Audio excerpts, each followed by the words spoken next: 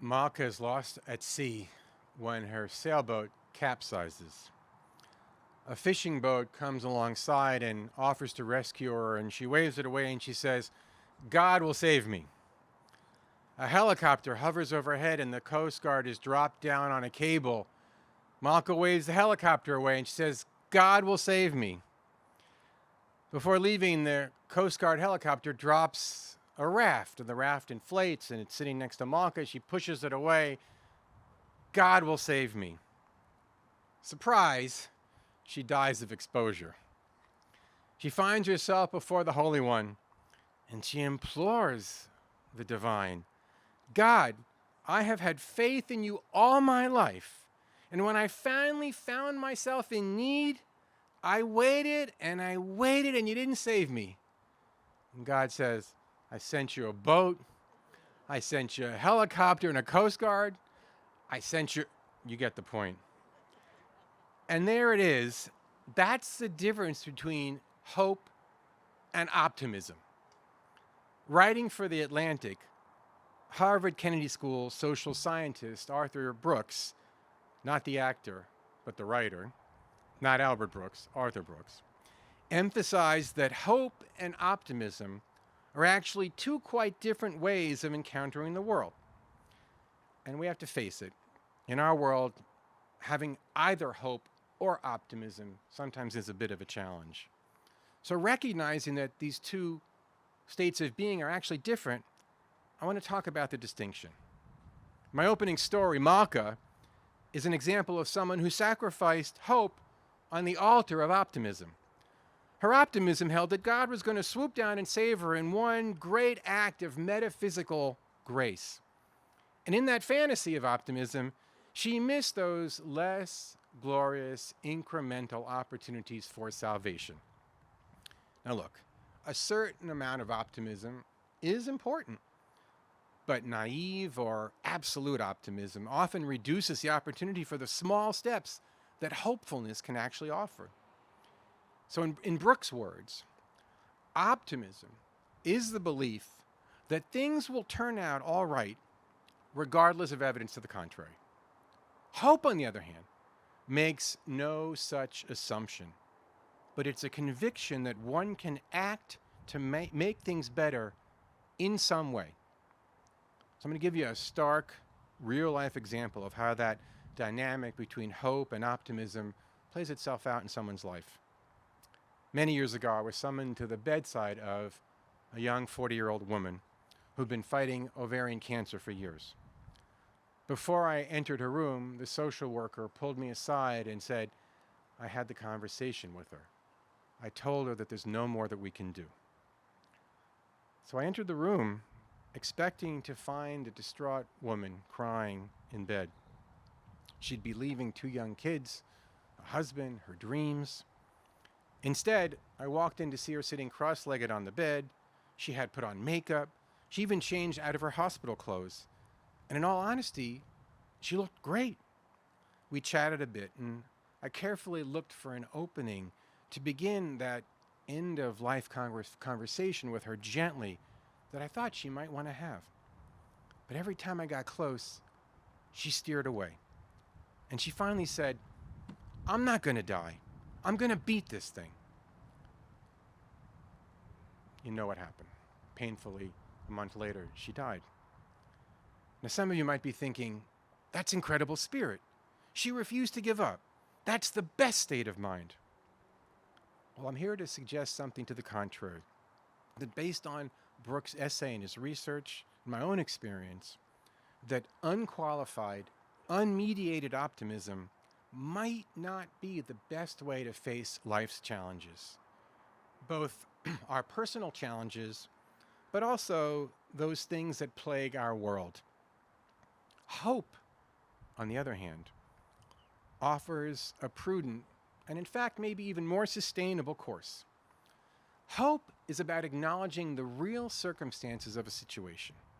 Hope is a state of mind that says, given current reality, what can I do to make the best of what I've got? Now, that young woman that I encountered all those years ago, she did eventually moderate her optimism with hope. And her interactions with her family over the last weeks of her life were powerful and ultimately transforming and enriching. So, while facing life's challenges with the realism of hope can actually be transformative. Now, what about the world? We're faced with a plethora of seemingly indomitable challenges. I'm not going to list them. You can do that yourself. An optimist might say, I have a feeling we're going to be all right. We'll get through this. Because after all, everything does work out in the end. And then, when things don't work out in the end, or another incident happens to provide cause for despair, the optimist might become a cynic. Nothing's going to change. This is just the way it is. A cynic is often the frustrated optimist. But what if we look at our world through that lens of hope? And I just want to tell you, this is personal for me, because I read Brooks's essay, and reading it, and I'm sharing it with you because it was so powerful for me, gave me a sense for a little reset on my own outlook on life, especially after we were all accosted by that massacre in Highland Park, that painful, painful massacre. And I had to read the words of my own colleague writing about her congregant that had died. Hope is based in realism. Hope requires a broad understanding of what is actually possible and what isn't. And hope demands action. Incremental, purposeful, potentially meaningful small acts. And that hope versus optimism dynamic distinction plays itself out in our own Jewish foundational story. So if an optimist had written the story of the Exodus from Egypt, the Israelites would have left Egypt, they would have gone straight to the promised land. After all, it's only about a week's journey walking.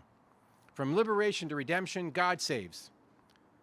But the version that we tell actually negates that kind of optimism.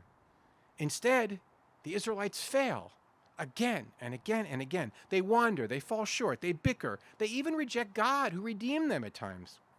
But very slowly, they move forward. Now, it takes them 40 years to traverse that distance that should have taken a week. But when they finally enter the land, they still fail again and again and again. And the Bible itself, our version of the Bible, ends not with some grand vision of redemption, but with the destruction of Jerusalem. Those are the last words of 2 Chronicles, and the exile of its inhabitants.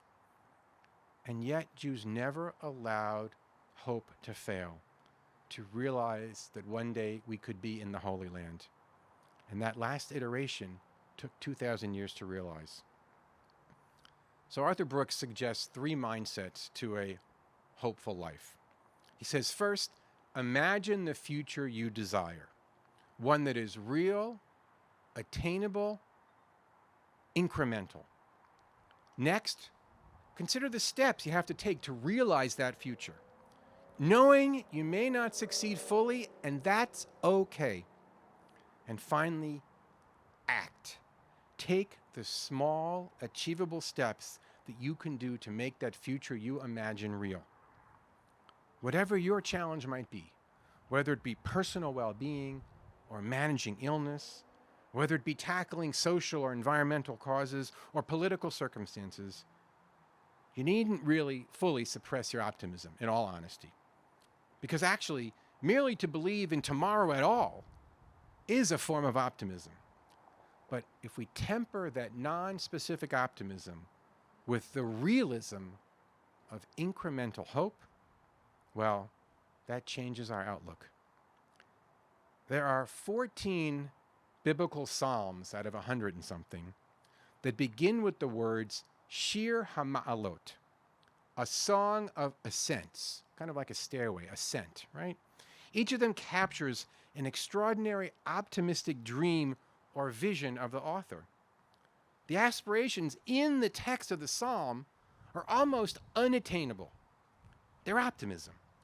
But at some form, before they assumed their presence in our version of the Bible, an editor came along and added the words Shir HaMa'alot, a song of ascents.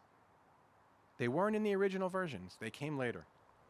As if to say, If you want to get there, if you want to get to the vision outlined in this psalm, you have to move step by step by step. And so it is with us. To get from here to there, wherever your there is, to get from your here to your there, we have to walk carefully, hopeful step by hopeful step. Amen.